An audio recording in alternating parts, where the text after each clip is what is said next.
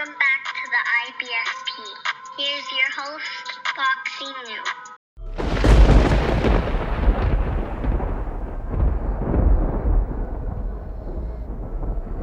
Welcome back, fight fans. Welcome back. Fanboys, be advised, this video contains the absolute truth, may cause hurt feelings, and the need to thumbs down the video. Let's just break it down. And this is facts, not feelings. From underrated to overrated. Demetrius Andrade has been an interesting fighter. The guy is skillful at times. He shows flashes of brilliance. And at other times, his odd style leaves him open for big shots, makes you question his chin. And at this point, at 32 years old, the guy has never fought an elite level fighter. So, at one point in his career, he was completely underrated, and now he's overrated. And what we're going to do is use nothing but facts to break it down. And, we start and take a deeper look at who Demetrius Andrade is. And Demetrius Andrade is an undefeated, two-division world champion. He has good boxing skills all the way around. He checks in every single box as a good, solid, quality fighter. I would never diminish that from Demetrius Andrade, and he is a two-division world champion, and he is undefeated, so we can give him credit for that. And Demetrius Andrade has also been avoided. He's also been ducked. When you look at Jamal Charlo, Demetrius Andrade has offered this man upwards of $7 million for an opportunity to fight. And Jamal Charlo basically comes out and states that, I'd rather fight another champion. Andrade is a nobody. And that's an obvious duck from Jamal Charlo. When Jamal Charlo is not unifying belts, he's not, moving up in weight, taking on a champion. He's not wanting to fight champion. He's not wanting to unify. He's looking to face his mandatory. He's looking to face other opponents, but he's not willing to unify the belts. He's not trying to be great, and he obviously ducked Demetrius Andrade. So I give Andrade credit for that as well. I give Demetrius Andrade even more credit for Billy Joe Saunders. Billy Joe Saunders was scheduled to face Demetrius Andrade,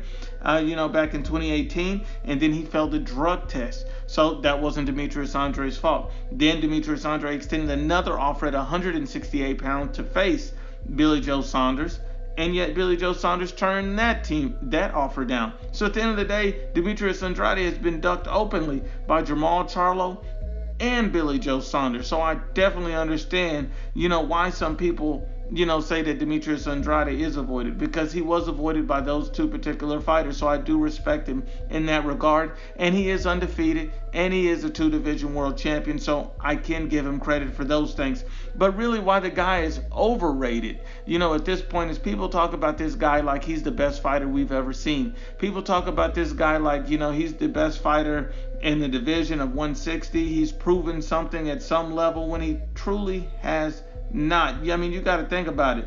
Ask yourself this question: who is Demetrius Andrade's best win? Just think about that for a second. Is it Vanes Martirosyan? Is it Jack Colclay? Who's his best win? Because those wins are garbage truck juice. If that is your best win of your career at 32 years old, those wins are garbage truck juice. And even in the Vanes fight, it may show you why Demetrius Andrade, may be hesitant to get in the ring with big punchers. Because think about it like this: Vanes dropped Demetrius Andrade flush. So that's something. He struggled with Jack Colclay. So these are big issues for Demetrius Andrade at 32 years old, never being proven. But let's just break down why the guy is simply completely overrated. And you know what? He is no boogeyman. And when you start with Erislandy Lara, the fact that Demetrius Andrade come out and stated that, he'd rather face Jack Colclay for an interim belt than face the real champion in Erislandy Lara. So that doesn't make any sense to me. Why would you want an interim champion when you can actually face the real champion in Lara? And this is his actual excuse. He stated that Lara won't engage or try to make the fight entertaining. He's just going to try to survive and run. So at the end of the day, why wouldn't you just cut the ring off and beat him if he's that easy? We also forget that even when Demetrius Andrade won the 154-pound interim belt from Jack Colclay, a fight in which he struggled with, he then vacated that belt when he became mandatory for Erislandy Lara's full regular belt. So let's just explain that. So why would you vacate your opportunity to be mandatory and get a title shot at the real champion at Lara? It doesn't make any sense. The guy obviously ducked Erislandy Lara, and one of the reasons why is because we also understand that Erislandy Lara also beat him cleanly and convincingly in the amateurs as well.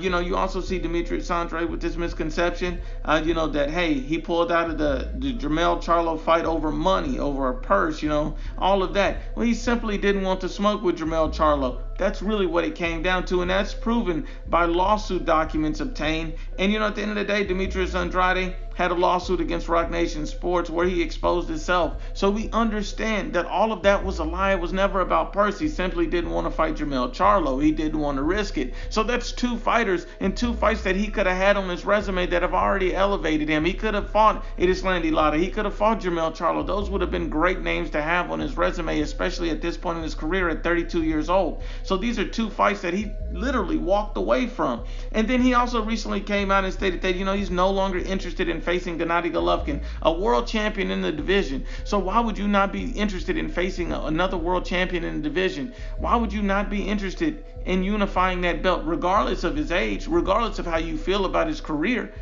And Gennady Golovkin has a much better resume than Demetrius Andrade, so why would you not take that opportunity? The funny thing about this is, Triple G is old, he's not the same or anything like that. Well, the funny thing about that is, but yet you turn around and call out Andre Ward, who's already retired and who doesn't have a world title.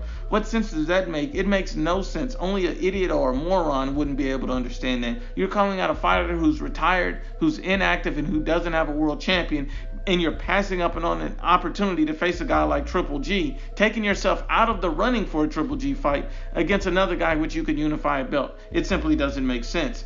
And, a lot of people have asked me, well, why is Demetrius Andrade not fighting Canelo? Why has he not been offered a Canelo fight? Well, let's break it down.